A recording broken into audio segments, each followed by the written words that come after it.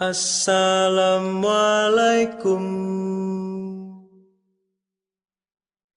warahmatullahi wabarakatuh.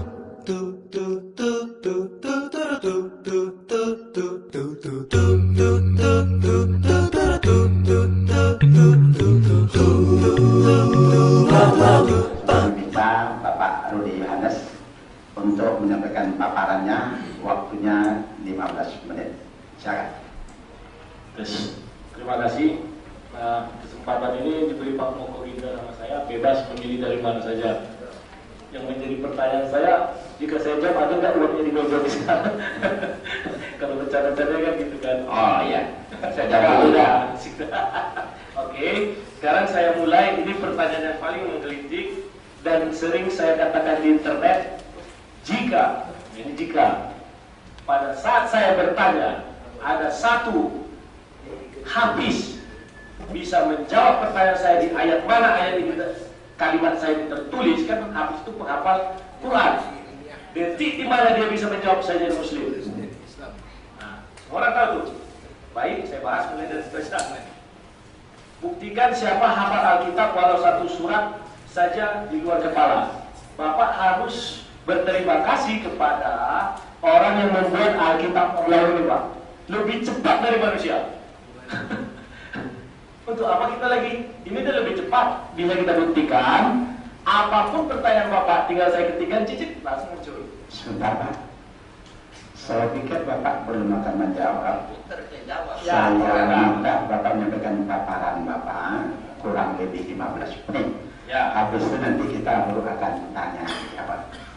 Bapak akan kita berikan waktu untuk memberikan jawaban-jawaban dan begitu juga kepada Bapak Insan. Waktu yang pertama ini teman-teman Bapak menyampaikan paparannya untuk membekali semua kami ini dalam mengikuti dialog yang kita lakukan ini. Terima kasih. Terima kasih. Oke.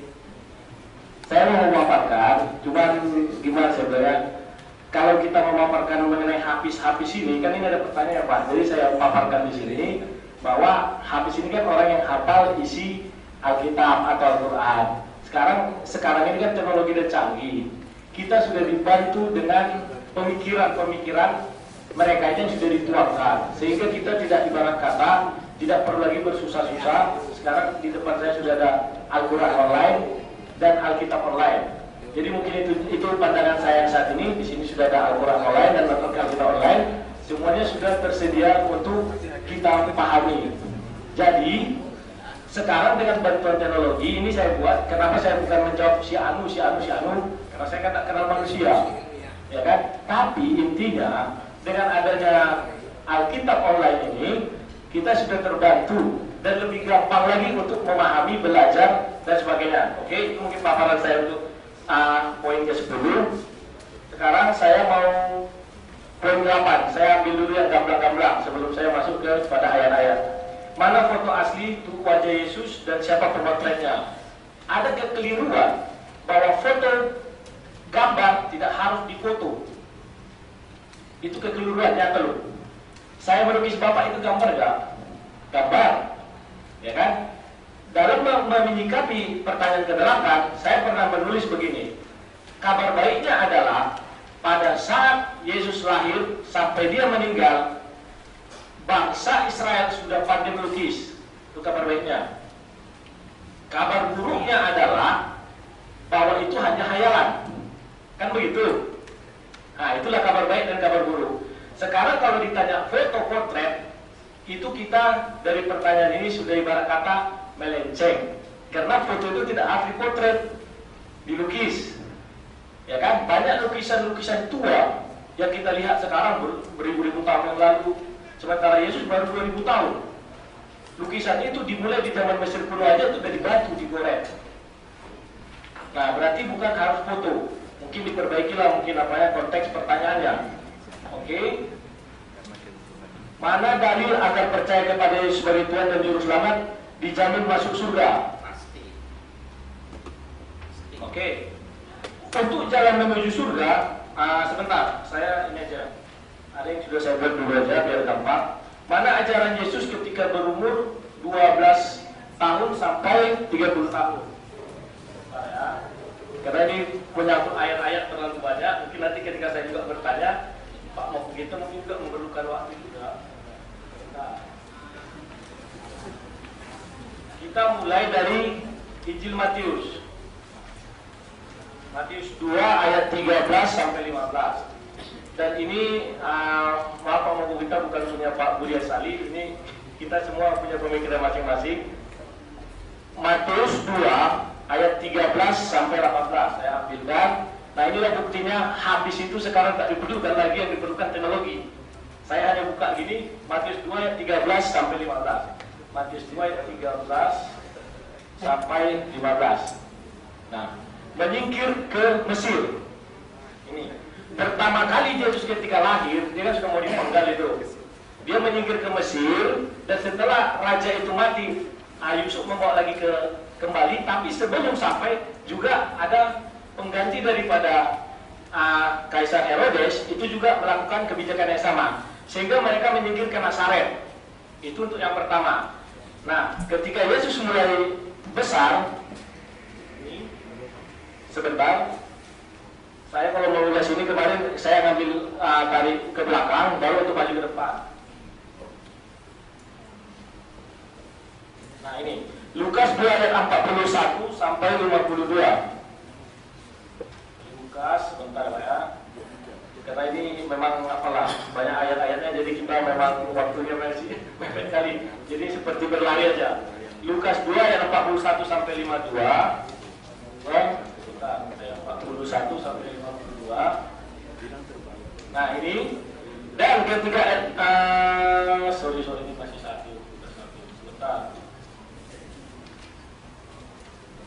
1 sampai 50. Orang tua Yesus pergi ke Yerusalem pada hari raya Paskah tiap tahun. Artinya tahun ini, tahun depan, tahun-tahun pokoknya setiap tahun.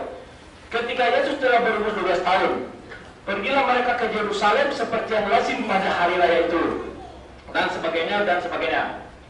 Setelah 3 hari mereka, akhirnya ketika mereka pulang, diceritakan di sini bahwa ternyata Yesus itu nggak ada, dicari ternyata ini.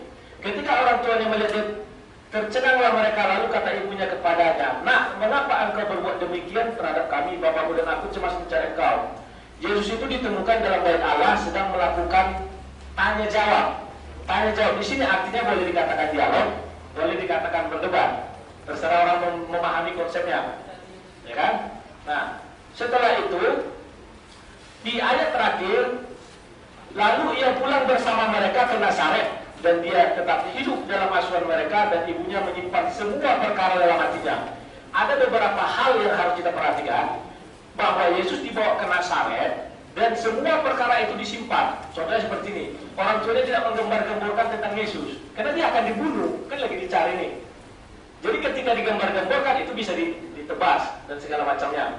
Maka disimpanlah rahasia ini sehingga ketika umur 12 tahun sampai umur 30 tahun Yesus tidak ada keluar-keluar. Tapi ingat, Yesus itu setiap tahun seperti lazimnya orang-orang Nazaret juga pergi ke bait Allah.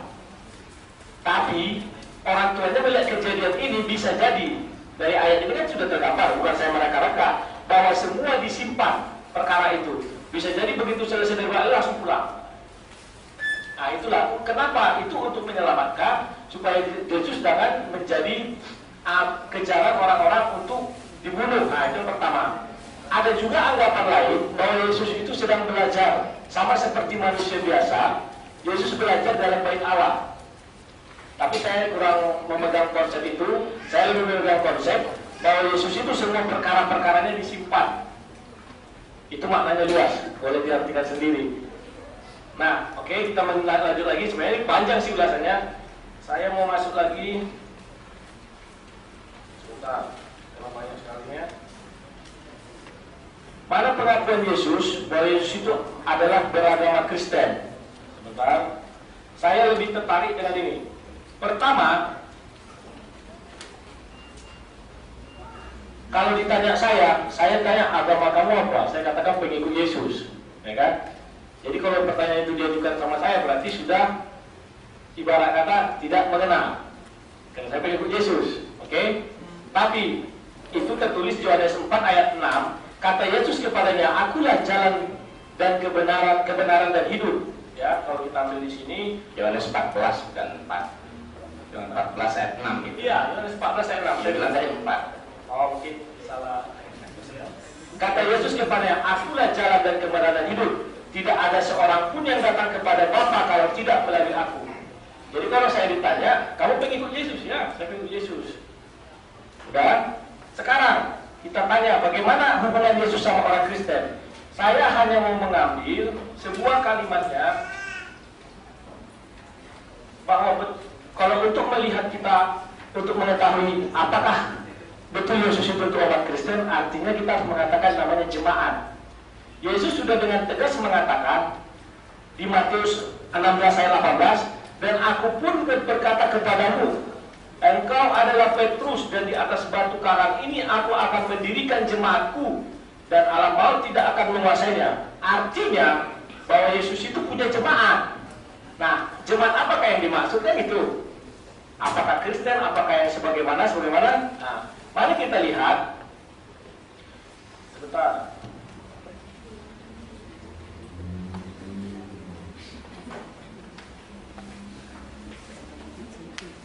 Matius 1 ayat 16. Wah, ini jadi buru-buru kita ini. Bentar ya. Lebih enak tadi bertanyakan satu-satu, jadi asik dan seperti waktu Bapak dari Matius itu, Pak. Nah, itu Matius 1 ayat 16. Ini. Dasar orang mengatakan Kristen adalah Yakub memperanakkan Yusuf suami Maria yang melahirkan Yesus yang disebut Kristus. Oke. Itu dasar hukum yang pertama. Markus 9 ayat 41, langsung saya bacakan karena kalau saya mengklik di sini juga agak kelamaan waktu 15 menit. Ya. Aku berkata kepadamu, sesungguhnya barang siapa memberi kamu minum secangkir air oleh karena kamu adalah pengikut Kristus. Ini masih dikatakan di Markus 9 ayat 41. Markus 9 ayat 41.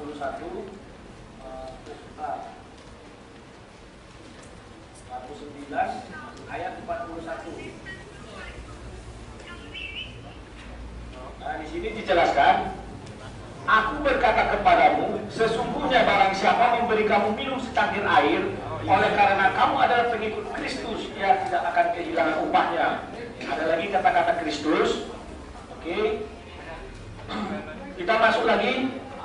Yesus sebelum terangkat ke surga jelas mengatakan Matius 28 ayat 19, karena itu pergilah, jadikanlah semua bangsa muridku, dan baptislah mereka dalam nama Bapa dan Anak dan Roh Kudus. Artinya bahwa ada jemaat Yesus itu dan murid-muridnya diperintahkan untuk pergi.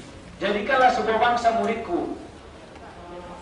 Di situ memang terbukti ada jemaat. Kami ingatkan waktu Bapak tinggal 1 menit. Oke Pak, tak apa Pak. Nah, instruksi ini jelas memberikan hak kepada murid-muridnya untuk menjadikan semua bangsa murid Yesus. Maka Kisah Para Rasul 11 ayat 26, mereka tinggal bersama-sama dengan jemaat itu 1 tahun lamanya sambil mengajar banyak orang. Di Antiokhia lah murid-murid itu, sebentar ya, untuk pertama kalinya disebut Kristen. Ya kan? Ibaratnya saya seorang komandan atau bos lah. Saya kasih mandat kepada anak buah saya, apapun yang kau lakukan itu adalah menurut perintahku. Jadikan orang itu pengikutku. Maka mereka pergi, berarti aku sudah kasih mandat. Saya katakan bahwa mereka itu namanya adalah jemaat, saya gitu. Dan ketika mereka dapat yang pertama kali kelompok manusia, namanya jemaat, mereka namakan itu Kristen. Nah, apakah ini bisa kita anggap sebagai kebenaran? Sebentar.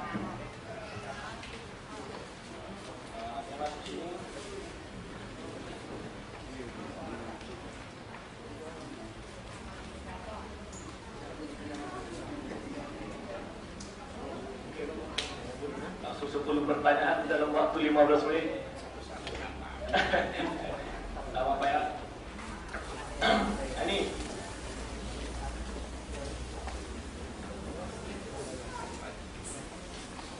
ini. Di Lukas 22 ayat 19, ini bisa kita lihat. Lalu ia mengambil roti, mengucap syukur, memecah-mecahnya dan memberikannya kepada mereka. Katanya, inilah tubuhku yang diserahkan bagi kamu. Perbuatlah ini menjadi peringatan akan aku. Dari kata-kata sini, banyak hal yang bisa kita ibarat kata tafsir. Di sini ada dibilang, jadikanlah ini sebagai peringatan.